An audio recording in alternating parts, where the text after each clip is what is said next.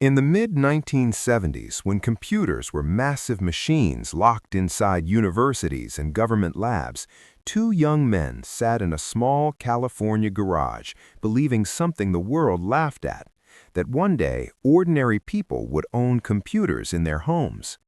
One of them was a quiet engineering genius who could build magic with circuits. The other was a barefoot dreamer who believed technology should feel human, beautiful, and simple.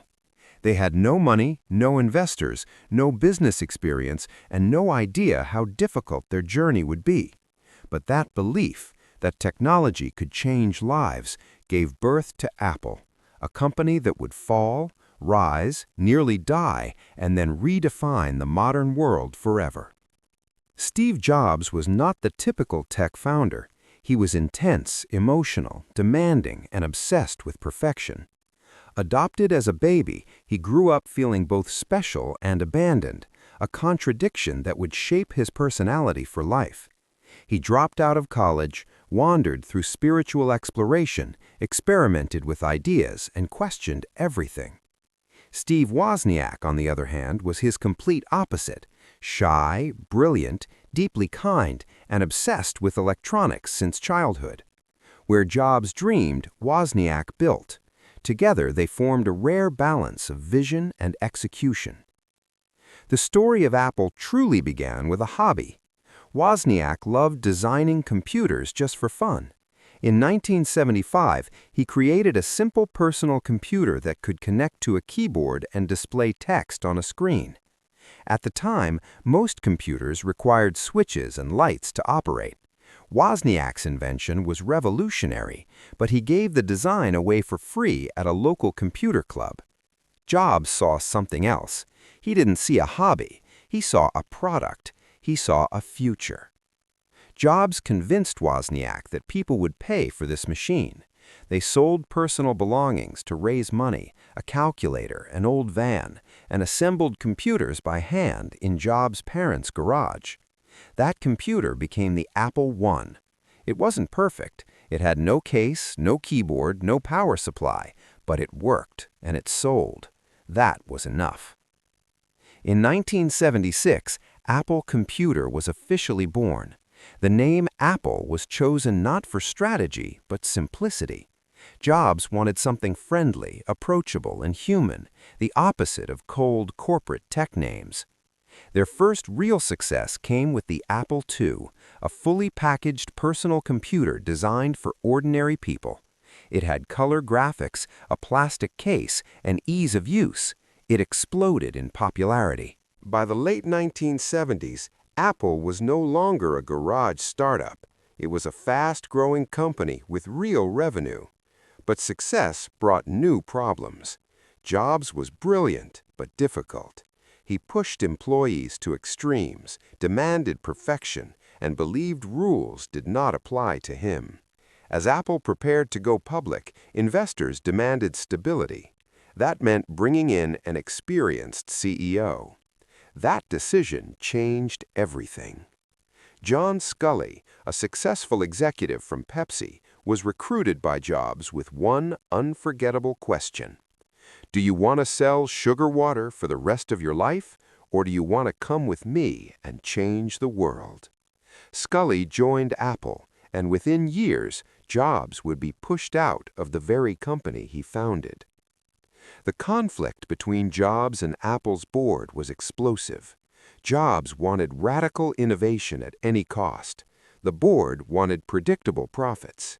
In 1985, Jobs lost the power struggle. He was removed from leadership. At just 30 years old, Steve Jobs walked out of Apple, angry, broken, and humiliated. Many believed Apple had finally matured without him. But something unexpected happened. Without Jobs, Apple slowly lost its soul. The company released product after product, confusing, overpriced, uninspired. Innovation stalled. Leadership became cautious. Apple's identity faded. Market share collapsed. By the mid-1990s, Apple was months away from bankruptcy. Analysts openly predicted its death. Meanwhile, Jobs was rebuilding himself. After leaving Apple, Jobs founded Next, a computer company aimed at education and research.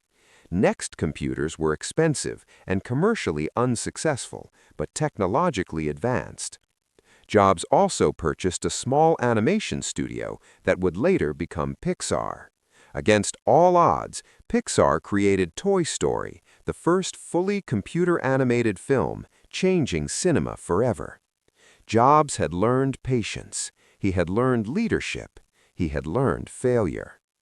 By 1997, Apple was desperate. With losses mounting and options disappearing, the board made a shocking decision.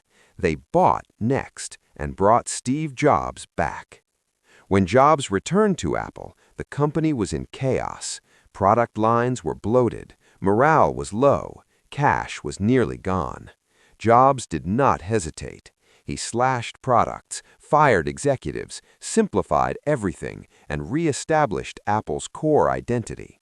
He famously drew a simple grid on a whiteboard, consumer versus professional, desktop versus portable, and eliminated everything else. Then, Apple did something unthinkable. They partnered with Microsoft.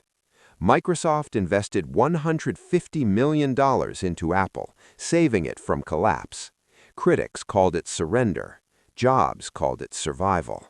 Apple didn't need pride. It needed time. That time produced the iMac. Colorful, transparent, friendly. It stood out in a sea of boring beige computers. It reminded the world that Apple was different. Sales surged. Confidence returned. But Jobs wasn't finished. He believed computers were just the beginning. Apple wasn't a computer company, it was a human experience company. In 2001, Apple launched the iPod. At the time, digital music players existed, but they were terrible, complicated, ugly, limited. Apple simplified everything. One wheel, one button, 1,000 songs in your pocket. It changed music forever. Then came iTunes, reshaping how music was bought and sold. Apple didn't just build a product, it built an ecosystem. The next revolution came in 2007. When Jobs walked onto the stage holding a small black rectangle, few understood what was coming. The iPhone wasn't just a phone, it wasn't just an iPod, it wasn't just the internet. It was all of them, seamlessly combined. No keyboard, touchscreen, gestures, simplicity. The world changed overnight. Industries collapsed, new ones were born. Smartphones became extensions of human life. Apple had redefined communication itself. Then came the App Store, unleashing millions of developers and trillions of dollars in opportunity. Apple didn't control innovation, it enabled it. Despite success, Jobs' health declined. He fought. Despite success, Jobs' health declined. He fought cancer quietly while continuing to work obsessively. In 2011, Steve Jobs stepped down as CEO, and shortly after, he passed away. The world mourned. Many believed Apple's magic would die with him. But Apple didn't collapse. It evolved. Under new leadership, Apple expanded its ecosystem. iPads, Apple Watch, services, chips, privacy leadership. The foundation Jobs built was strong enough to outlive him. Today, Apple is one of the most valuable companies in history, but its real legacy isn't money, it's philosophy.